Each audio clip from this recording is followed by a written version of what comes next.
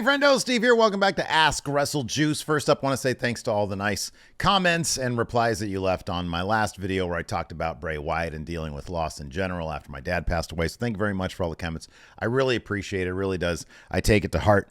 But you guys left a bunch of great questions. Tomorrow is AEW's All In, so let's see what you guys have to ask. First up, this is a very interesting one. It relates to Bray Wyatt, to Wyndham Rotunda. Claus Techno says, do you think the character Uncle Howdy should continue after Bray Wyatt passed away, or WWE should let go and do something else? And my initial gut reaction, as I think a lot of people's gut reaction would be, no, it's probably best just to let it go. On the other hand, Bray Wyatt's character, his sort of mini universe within the WWE universe, was so unique in that it spanned sort of a wide variety of characters. You had Uncle Howdy, who was being played by Bo Dallas, his brother. You have Alexa Bliss. You could rope Nikki Cross into it because there was rumors that like it would involve sanity in some way. You could always bring Eric Rowan back, who was there for the tribute show on SmackDown. And so I kind of don't dismiss this idea completely out of hand, given that Bo Dallas is probably has some idea in terms of where his brother had planned on taking the Uncle Howdy stuff. Alexa Bliss obviously was very close with him and did her best work while under Bray Wyatt. The image of her there at WrestleMania, whatever it was, 36 or whatever, when she was like, you know, came out of that big box or whatever it was, I thought was something that they could have explored even more.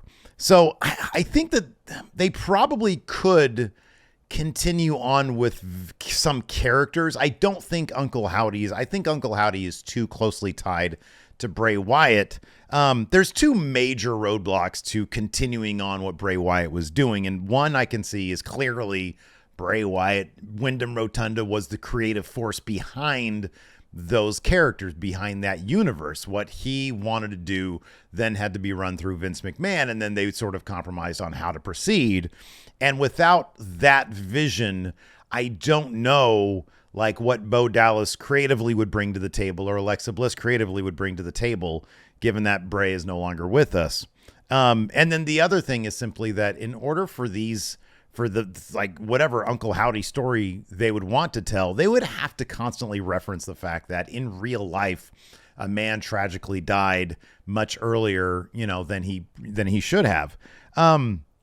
So those are the two major barriers that I can see. Like the guy who's actually spearheading it all is gone, and the fact that in order to play this out, they'd have to reference the fact that he's passed away, and you know that would probably just be a bit of a dark cloud hanging over the entire affair.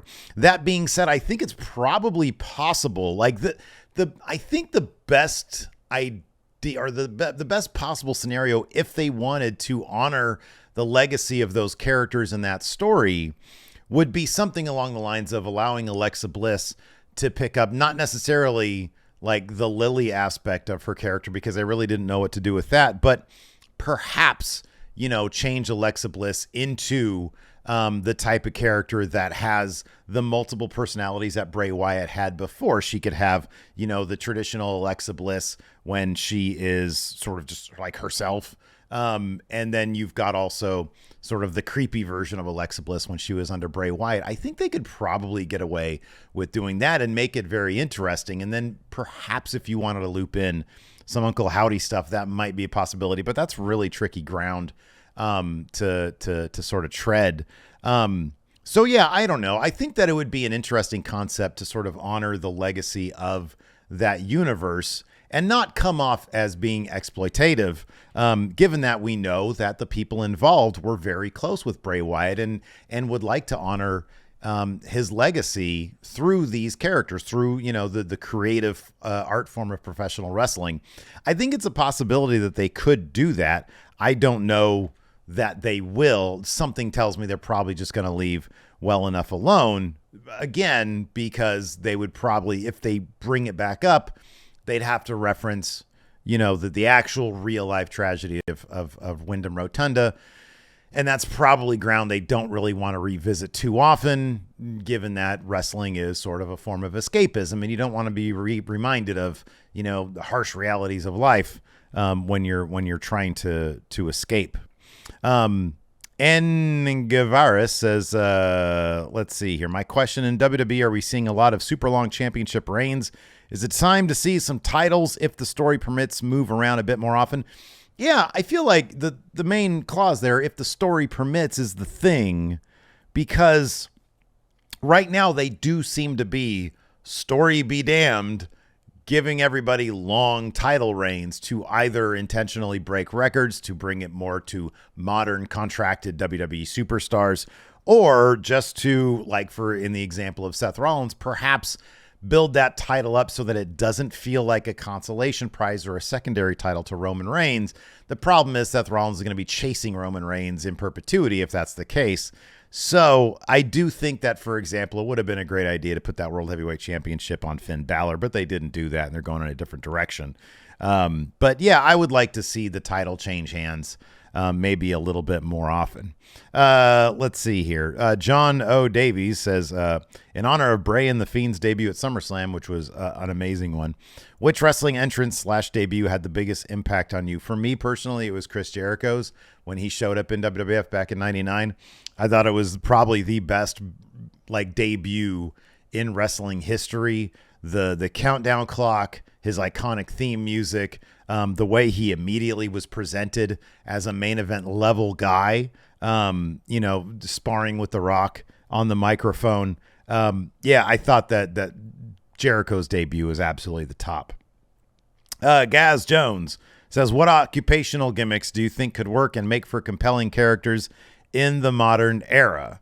Oh, golly, what occupational gimmicks could work in the modern era? I don't know, there's sort of a danger to that. Like if you did, I don't know, for example, Corrupt Cop or something, like that shit is way too real. You know what I mean? Like that shit is way too real. So I don't know. I don't know that any occupational gimmicks could work. Disgraced politician, I don't know, epidemiologist. That'd be weird. Brennan says, what wrestling move do you never want to see again and why? The Alabama Slam can go to hell. That move is messed up. You sort of start draped over somebody and then you get wildly swung back onto your back and head. That move is horrible. Let's see here. WWE anime fans says, you think we'll see Bray in the 2024 Hall of Fame? If the family agrees to it, which I don't see why they wouldn't. I totally think that's going to happen. Clown says, if Del Taco and Burger King were next to each other, which one would you choose? It's all about the mood. If I want a long boy chicken sandwich, I'm going to go to the King. But if I'm in the mood for a couple of grilled chicken soft tacos, I'm going to go to Del Taco. Mel Kihor says, in regards to the booking disparity between men and women's divisions, would it be better to write stories not taking gender into account to make the writing process easier? Or would it make it harder for people to connect to the stories if not tailored to each gender? I actually don't think that tailoring it to gender is necessary. I do think that tailoring it to character is necessary. You take a look at what somebody does, what somebody is, their promo style, their wrestling ability, and then you try to craft a story if you want to have them matched up with this person over here, or you look at the roster and you say, okay, well, this person could make an interesting matchup over here. Let's go ahead and craft a story there. Unfortunately, especially in the case of AEW, Tony Khan simply does not devote time on cable television to the women's division. He simply doesn't do it. There's not, it's just, oh, look at this 7-minute match. Look at this 2-minute match out of an hour and 40 minutes of programming. Andrew Sharp says, I'm a firm believer that Cody's pec injury was a blessing in disguise as it kept him fresh for this past Mania season. Since everything but the top prize seems beneath him, how do you keep Cody fresh and interesting until next Mania season against presumably Roman? Easy. You have him go up against Gunther. You have the guy who wanted the Universal Championship go up against the guy that has a claim, hey, you, Cody Rhodes, you're going to be next on my list of accomplishments. You couldn't beat Roman and you can't beat me. And then have Cody have to contend with the entirety of Imperium. Maybe Cody loses a match to Gunther, and that shocks everybody. And then he has to make his way back, and he's able to win that Intercontinental Championship. And if Cody prizes that title, then it's going to be like, oh, hey, we got Roman over here on SmackDown with the Universal title, but Cody's over here with that Intercontinental Championship. Maybe you could do title for title. I don't know. Will says, do you think Big E and Randy Orton will make good trainer / backstage producer types if neither of them can return to wrestling? I think they would make excellent producers. I think that's kind of beneath them. I want to see Big E on camera, and if that means him being at commentary, I think that'd be absolutely amazing. Randy Orton, again, I mean, of course he'd make for a great producer, but I don't know if that's something that he'd want to do or something he'd be interested in. I think those guys, are whatever job they would want in WWE, if they can't wrestle anymore, I think they'd be basically handed it. Ryan Fever says, down the line, which do you think is more likely to happen? Dom turns on Rhea or vice versa? Yeah, I think the more heartbreaking one. No, I don't know. If you want to give Dom a face turn, have Rhea turn on him. I think because I think people really like them as a duo. They love to boo Dom, and if you sort of take that away from them, you know, if all of a sudden Rhea is like, oh man, come on, Rhea, you liked him, and we all like that. And if she breaks that up, then you know, maybe you're making a babyface out of Dom, but maybe that's a risk, and people still will not like him. I don't know. Let's see here. Do we have any all-in questions? Okay. Claus Techno says, what should Tony Khan do to maintain the momentum from All In to All Out? He says maybe Punk and Omega appearing on FTR versus Bucks 3 would keep the fans hot for the show the following week. That's a really good point.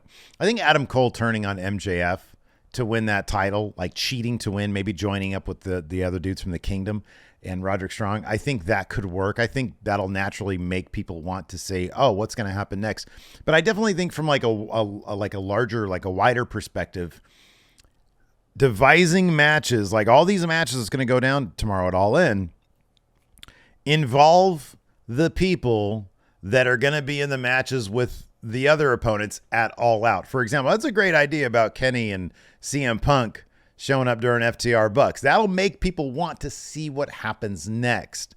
So as long as you do that, if Ricky Starks gets involved somehow with the Punk Joe stuff, that'll maybe make people want to know what happens at All Out, because that's going to be the next pay-per-view. So yeah, you set stuff up at All In to keep them hyped for All Out, or you have some major shockers happen at All In, and then they can see how it plays at All Out. It's going to be interesting to see if they attempt to do that. MQ says, in your opinion, what is Braun Breaker's ceiling in WWE?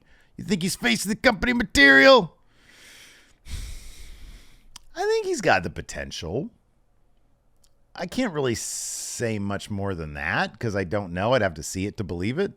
I think he's got potential, though. I think he's got potential to be face of the company material. Maybe.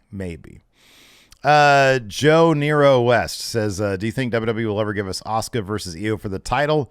He says, I feel like we were so close and now we're back to square one. I certainly hope so. Asuka should not be leaving unless she gets into a match with Io. Let's see here. Oh, wow. Amused Fish says, what's your mid-Carter Mount Rushmore? Mr. Perfect. Like Roddy Piper was in the main event of WrestleMania 1, and he was WCW World Champion, so I'm not going to consider Roddy Piper a mid-Carter. Yeah, it would be Mr. Perfect. It'd be Razor Ramon. It would be probably The Miz. I know he main evented WrestleMania, but come on, he's a mid-Carter. And then it would be Chyna. Chyna was in the mid-card. She never quite, man, they made a big mistake not putting that world title on Chyna. That could have been amazing. Deep Voice Dude says, yes or no question, will AEW ever do CM Punk versus Kenny Omega? No. Brian says, who apart from Bray Wyatt could have made the Firefly Funhouse and Fiend gimmick work? There's only one name in the history of wrestling, and that's Raven. And that's it. Although Eddie Kingston would be an interesting choice for that. Oh, man. But yeah, no, Raven. It'd be a great Raven thing. I think he would have loved that. Deep Space Kaiju says, do you think that people are going to get bored of Cody now that LA Knight, is doing great promo work and getting more people behind him every week? No, people aren't going to get tired of Cody. They love Cody, and they love LA Knight. They love them both. You could do that. Let's see here. A Curse Talk says, is it me or has LA Knight been a lot more botchy and uneasy with his promos? I feel like it's because they're turning him into a face. He's not used to being the positive face guy, or is he just under a lot of pressure? No, they're letting him have dimension. They're saying, expand your repertoire. Go out there and give meaningful promos, because yes, they are turning him into a babyface. Go out there and cut meaningful promos, and when we know you can do that, we know that you'll be a guy that we can bank on. And I think that promo he delivered at the end of SmackDown probably is going to go a long way with management, because a lot of people are talking about his Bray Wyatt promo on SmackDown on the tribute show. So yeah, I think that he's not as smooth on the promo now, because they are having him change up so much of what he's simply used to. He's used to being an asshole, and they realize, dude, you're going to have to be a face, so you better start cutting face promos. And yeah, when you have to change it up, but I think he's adapting really, really well and very quickly. Mega Nike 1986 says, I'm starting YouTube channels. Wondering if you had any tips. Tell you what, I am not the person to ask about that. I could sit here all day and give you tips, but this is a wrestling channel. However, vidIQ is a YouTube channel you should be watching. And if you watch a lot of those and do it on your channel, like while you're signed into your channel, your algorithm will auto-populate a ton of great YouTube. There's another guy, Harris something or another. Senpai Gaming, Senpai Gaming. Forget this dude's name. But anyways, he's got a lot of good tips for YouTube as well in terms of equipment, affordability. Honestly, if you just sort of do a YouTube search on YouTube Tips 2023, you'll come up with a ton of tips, and it'll be a lot more efficient than me doing it. Let's see here. We'll end on, Nancy 4199 says, is it time for Balor to leave WWE and move to AEW? No, he's a main event guy. He's a big deal. He seems to love being the WWE, and AEW already has too many of him there. So no, not at all. I think he should stay there in WWE. I think he's doing a great job there. We'll end on this one. Alistair Gammond.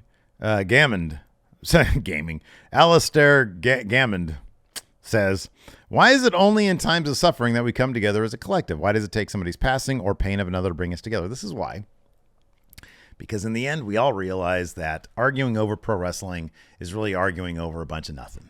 It's an entertainment form, and it's not a big deal. And so when that is the case, it's okay to get tribalistic with your wrestling, because really, who cares? It's a bunch of nonsense. It's entertainment.